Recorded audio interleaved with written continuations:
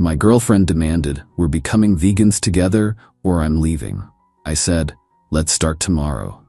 Then I opened a steakhouse with my savings, named it after her pet name for me, and made opening day her birthday. She found out when her friends excitedly dragged her there for the surprise. I, 29 male, was with Clarissa, 27, for 3 years. Everything was fine until she attended a wellness retreat with her influencer friend Astrid last summer. She came back transformed, and not in a good way. Day 1 after the retreat, she threw out $400 worth of groceries from our fridge. Meat, eggs, cheese, even my coffee creamer because it had milk in it. When I asked TF she was doing, she announced, "We're vegans now." Not, "I'm going vegan." We're vegans. I tried to be reasonable. "Clarissa, that's great you want to try this, but you can't just decide my diet for me." She hit me with, "If you loved me, you'd support my journey. Couples who don't align spiritually and ethically are doomed." Do you want us to be doomed, Bear? Bear was her pet name for me. I know. For 3 months, I tried compromising. I'd eat vegan at home, but have what I wanted when out. Not good enough. She'd smell meat on me like a bloodhound and cry about how I was poisoning my temple and participating in murder. Then came the ultimatum on November 15th. She sat me down with a PowerPoint presentation, I'm not kidding, titled, "Our Ethical Future Together." Slide 23 was the kicker. Michael must commit to full veganism by November 30th, or this relationship ends. I stared at her. "You're giving me 2 weeks to completely change my lifestyle, or you're leaving?" It's not an ultimatum, Bear. It's boundaries. Here's the thing. I'd been saving for 2 years to open a restaurant. Had $85,000 saved up, found the perfect spot, even had a name picked out. I was planning to tell Clarissa once everything was finalized. The lease was already signed, renovations were halfway done. The restaurant, a steakhouse called the Bear's Den. Yeah, I looked at her PowerPoint, at her smug face waiting for me to cave, and said, "You know what? You're right, let's start tomorrow." Her whole face lit up. She actually squealed and hugged me. "Really? Oh, Bear, I knew you'd understand. We're going to be so healthy and aligned." I smiled and hugged her back, already texting my contractor to speed up the timeline. The next 2 months were hilarious in hindsight. Clarissa made us matching Powered by Plants t-shirts. She signed us up for vegan cooking classes. She told everyone how I'd seen the light, and we were now an ethically aligned couple. Meanwhile, I was finalizing the menu with my chef, who thought the whole situation was comedy gold. Setting up suppliers for the finest cuts of meat in the state. Training staff on wine pairings for every steak. Planning the grand opening for January 28th, Clarissa's birthday. I kept up the act at home. Ate her quinoa bowls, smiled through her lectures about factory farming, even helped her film a TikTok about converting your carnivore boyfriend. She never suspected anything. I'd told her I was working overtime on a big project at work. She was too busy planning her birthday party to ask questions.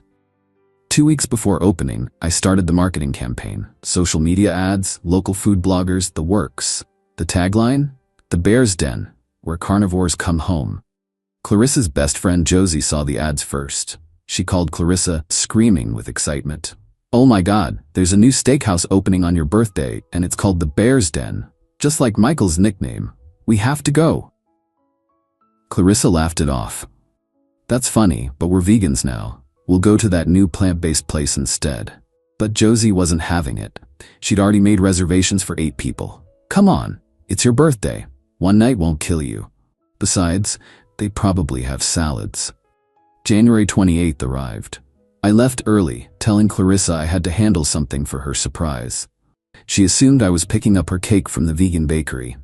Nope, I was at my restaurant, making sure everything was perfect for the 5 p.m. grand opening.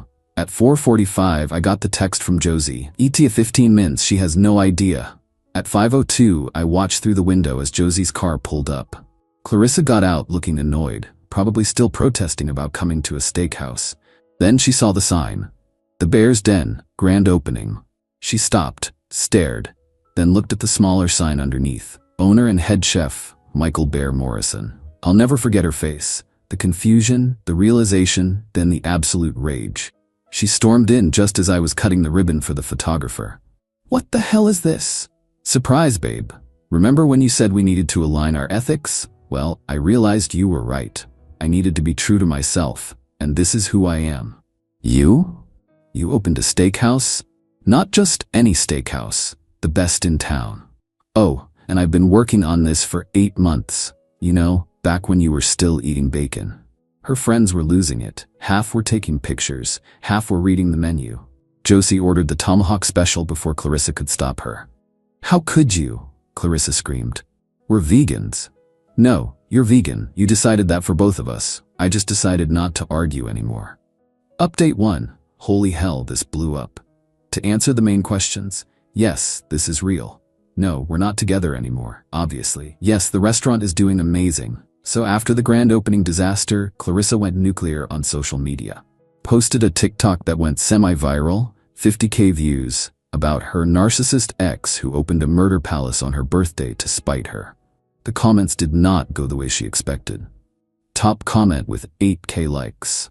Girl, he owned a restaurant and you didn't know? Were you even in a relationship?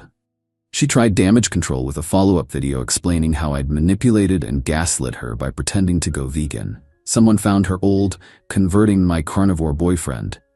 TikTok and the comparison was not flattering for her. But here's where it gets wild. Astrid, the influencer friend who started all this, came to the restaurant yesterday. Ordered the ribeye. What? Turns out she's not even vegan. Never was. The wellness retreat was sponsored by a plant-based supplement company. She was paid $5,000 to promote veganism for 6 months. She's been eating meat the whole time, just not posting about it. Clarissa found out when another attendee from the retreat posted a story from a sushi restaurant, raw salmon roll in hand, tagged with Astrid. The meltdown was spectacular. Clarissa called me at 2 a.m. crying and screaming. You knew she was fake. I didn't know anything. I just knew I wasn't giving up ribeye because your friend got a sponsorship deal. This is all your fault. How is Astrid being a fraud my fault? Because if you'd just gone vegan with me, none of this would matter. Clarissa, she lied to you. Took your money for that retreat, convinced you to change your whole life, and was eating burgers the whole time. At least she didn't open a death restaurant. I hung up, but the entitlement didn't stop there. This morning I got a call from her mother, Diane. This woman had the audacity to demand I close my restaurant because it's hurting Clarissa's mental health. Your daughter tried to control my diet. I opened a business. These are not the same. She was trying to help you be healthier. By throwing away my food and threatening to leave me if I didn't comply within 2 weeks. She's sensitive. You know this. You should have just gone along with it. Diane, with all due respect, your daughter isn't sensitive. She's controlling. She threatened to leave bad Yelp reviews. I reminded her that fraudulent reviews are illegal, and I have lawyers now. The best part? 3 of Clarissa's friends from the birthday dinner have already come back. Josie brought a date last night and thanked me for finally standing up to her. Apparently, Clarissa has a history of this. In college, she demanded her entire friend group go gluten-free because she read an article.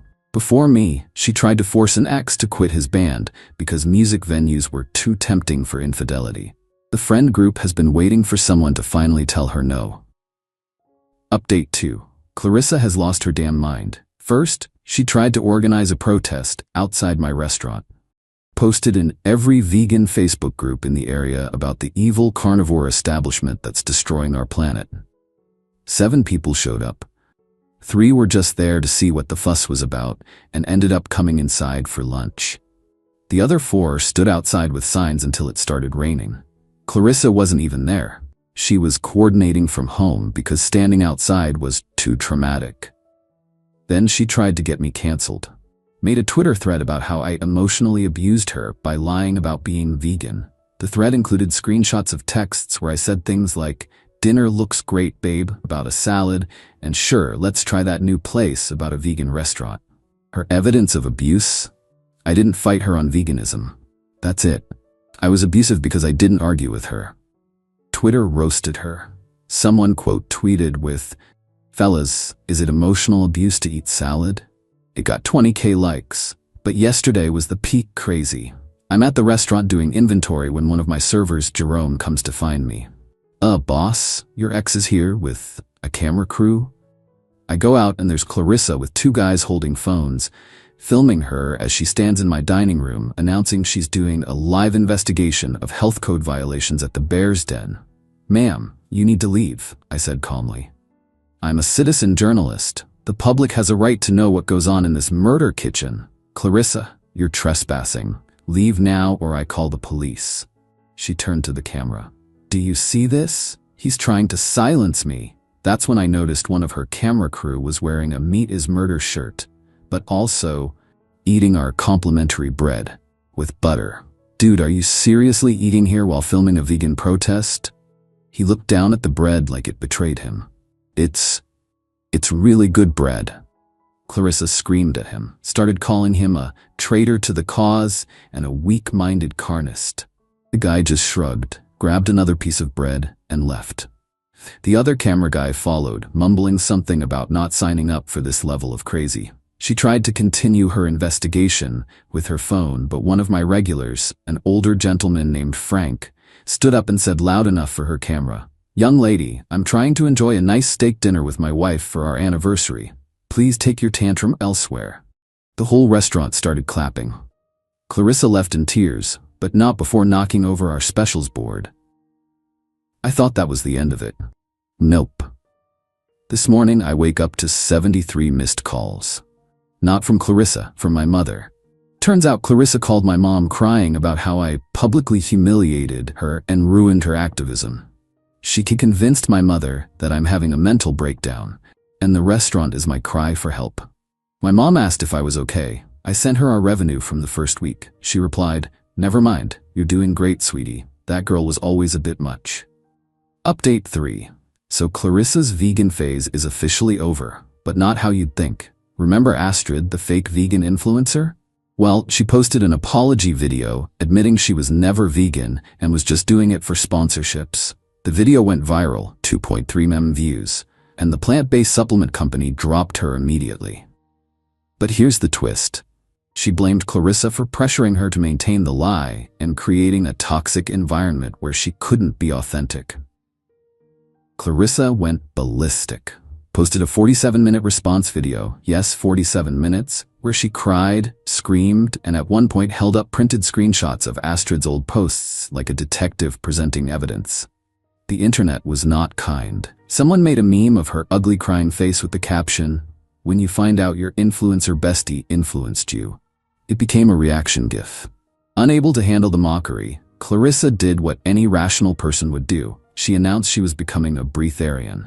For those lucky enough not to know, breatharians believe you can survive on air and sunlight alone.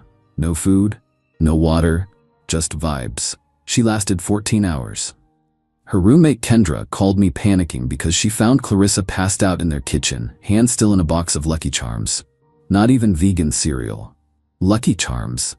When she came to, apparently she said the cosmos had released her from dietary restrictions and that her spiritual journey had evolved beyond labels.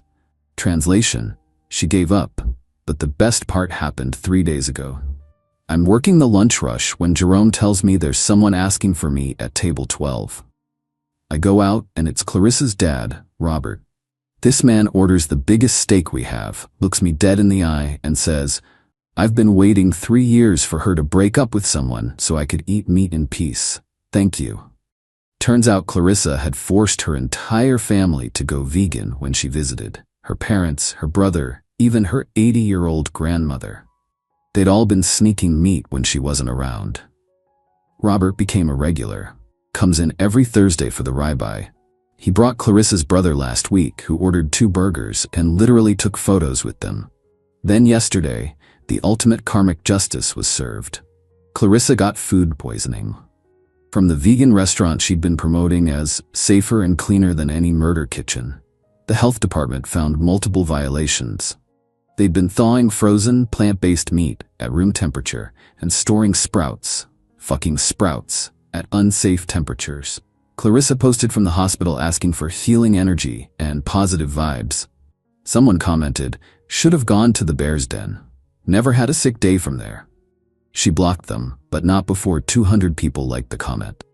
Final update. The Bear's Den just got reviewed by the biggest food critic in the state. 4.5 stars.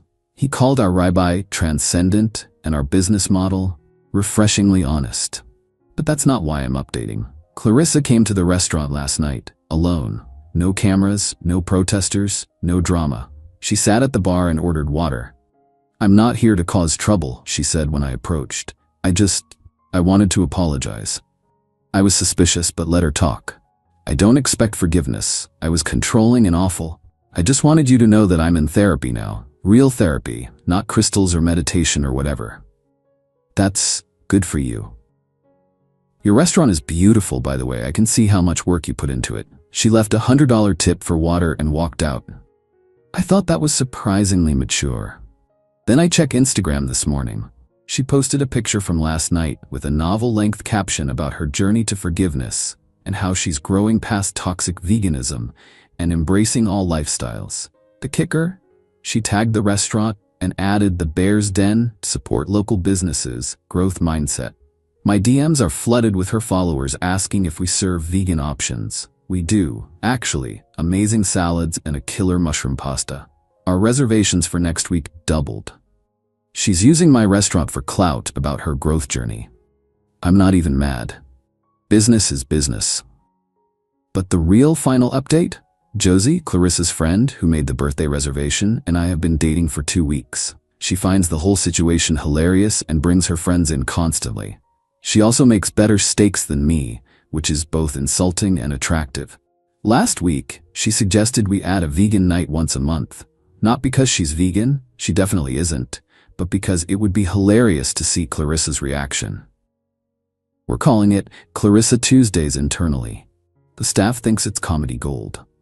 Oh, and Astrid, she's pivoting to intuitive eating and asked if we wanted to sponsor her. I sent back a picture of a cow with the caption, "No thanks." She replied with fair. The restaurant is booked solid for the next 3 months. We're hiring more staff. I'm thinking about opening a second location. Clarissa's mom, Diane, left a Yelp review, 5 stars. My daughter is an idiot, but the food is excellent. Robert comes in every Thursday without fail. He's got a reserved table now. Brought his poker buddies last week and they spent $500 on steaks and whiskey. And Clarissa? Last I heard, she's dating a guy who owns a barbecue food truck. The universe has a sense of humor. To everyone asking about the menu, yes, we have vegan options. No, I don't hate vegans. I hate people who control others through ultimatums and emotional manipulation. To the people saying I went too far, she gave me 2 weeks to change my entire lifestyle or lose my relationship. I gave her a reality check. We are not the same. To those asking if this was all planned, the restaurant was always happening. The timing was just beautiful coincidence. The name was petty, I'll admit that. And to Clarissa, since I know you're reading this, hi Kendra told me you lurk. Your apology was accepted the moment you left it.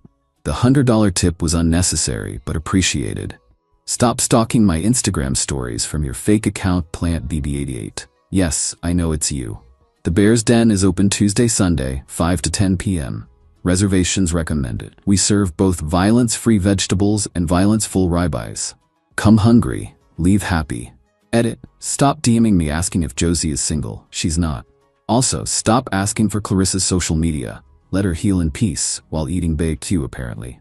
Edit 2. We are not adding a Clarissa special to the menu. That's just mean. The hypocrite's delight, however. Edit 3.